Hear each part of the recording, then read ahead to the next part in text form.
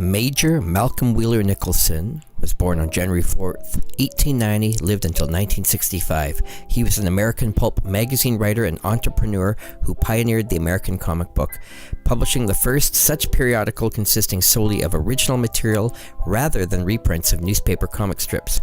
Long after his departure from the comic book company he founded, Wheeler Nicholson's National Allied Publications would evolve into DC Comics.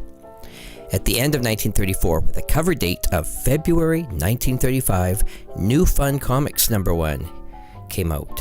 The creator, Major Malcolm Wheeler Nicholson, decided that he didn't want to pay the fees that the newspapers were charging for their old comic strip reprints, so he got new comic material that wasn't being published in the newspapers. National Allied Publications Inc. published New Fun Comics in a large 10 by 15 inch tabloid size, which was closer to what the newspaper comic sections were at the time.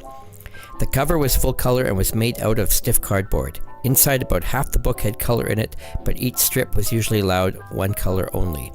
This would be the first comic book series to have advertisements placed inside since the comic was selling on the newsstands. The strips inside were done by a mix of cartoonist veterans struggling during the Depression or young cartoonists trying to break into the business. In fact, some of the new comic material was made by Major Malcolm Wheeler Nicholson himself, who had been a noted publisher-writer for over a decade now. Some artists already had completed strips that the syndicates wouldn't take, and they were able to get some money for them by printing them here. Many were knockoffs of popular newspaper strips. Out of all the strips, only 2 had any lasting effect. Those were Wing Brady and Barry O'Neill. The series New Fun Comics would last 6 issues before the name would change to More Fun Comics. With issue 9, the format would change to a normal comic book size, which is still used today. Of those contributing strips to the issue would be Walt Kelly and Al Capp, who later go on to have great success in the comic strip field. With the help of superheroes eventually, the title would last 127 issues, getting cancelled in November 1947. There was a brief time after issue number 12, the book would start at #1 again with a volume 2. This would last for 5 years and then switch back to volume 1, returning with the original numbering with issue 18. This historic comic book would be the first comic ever published for the company that would eventually become DC Comics, the longest running publisher in comic book history.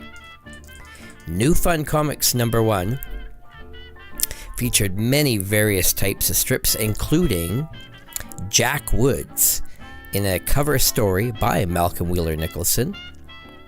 He also wrote a story called Sandra of the Secret Service with art by Charles Flanders.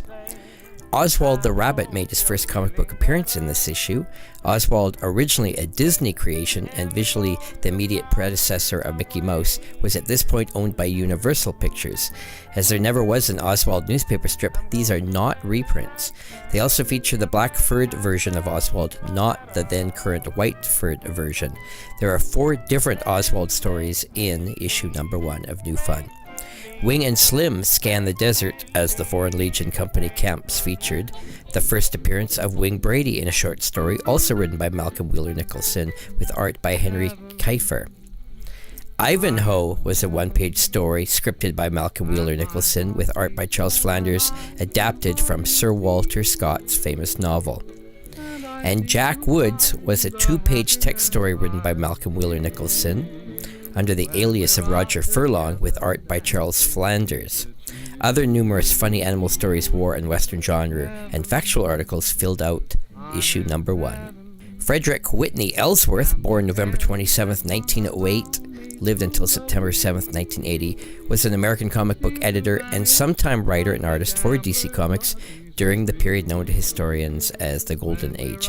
He was also DC's movie studio contact, becoming both a producer and story editor on the TV series The Adventures of Superman. In the early 30s, after working on the syndicated feature Tilly the Toiler for King, he became associated with Major Malcolm Wheeler Nicholson's new company, National Allied Publications, later to become DC Comics. In 1945, he licensed The Fox and the Crow and other animated characters from the distributor Columbia Pictures. He also sketched rough cover layouts for DC's top titles, including most notably for Batman and Detective Comics until 1946. And Ellsworth was also the first writer on the Batman and Robin newspaper strip in 1966. New Fun Comics number 2 had a cover date of March 1935, featured numerous stories such as Jack Wood's story, written by Malcolm Wheeler Nicholson. And Jack Woods was the first DC character to appear on 2 different comic book covers, and the first character to be featured on 2 DC covers in a row, and in fact, every DC comic published at this time, since there was only 2 of them. Ivanhoe was featured again in this issue with another new story from Malcolm Wheeler Nicholson, and going under the alias Sir Walter Scott, as the story was adapted from the novel by the real famous author Sir Walter Scott, with artwork by Charles Flanders. There was a text article in issue number 2 based on popular movies at the time, including photographs of Frankie Thomas and Rin Tin Tin. There was a fun mail letters page, and this was the first DC's letters page ever in history. And William Stanky promoting readers to become a president of their own local fun club with a coupon they could mail in. And Little Linda was a one-page comic story from writer and artist Whitney Ellsworth. And this was his first comic book work and the beginning of a long relationship with DC throughout the Golden Age. Vincent Vin Sullivan was born June 5th, 1911, lived until February 3rd, 1999. He was a pioneering American comic book editor, artist, and publisher. As an editor for National Allied Publications, the future DC Comics, he was responsible for buying Superman from creators Jerry Siegel and Joe Shuster, and edited the superhero in his first appearance in Action Comics number 1 in 1938. In addition, Sullivan drew the premiere cover of Detective Comics number 1, the series that eventually would launch the hit character Batman. After leaving National Comics in 1940, Sullivan was hired by the McNaught newspaper syndicate to form a new comic book publishing house. This became the Columbia Comic Corporation, publishing Columbia Comics, where Sullivan launched the superhero title Big Shot Comics, publishing early works by Gardner Fox, Craig Flessel, and Ogden Whitney, among others. Columbia Comics' several superheroes featured, including Skyman. Unhappy with the reluctance of the owners to develop more original series, Sullivan left Columbia in 1943 and formed his own magazine enterprises, running that until 1958.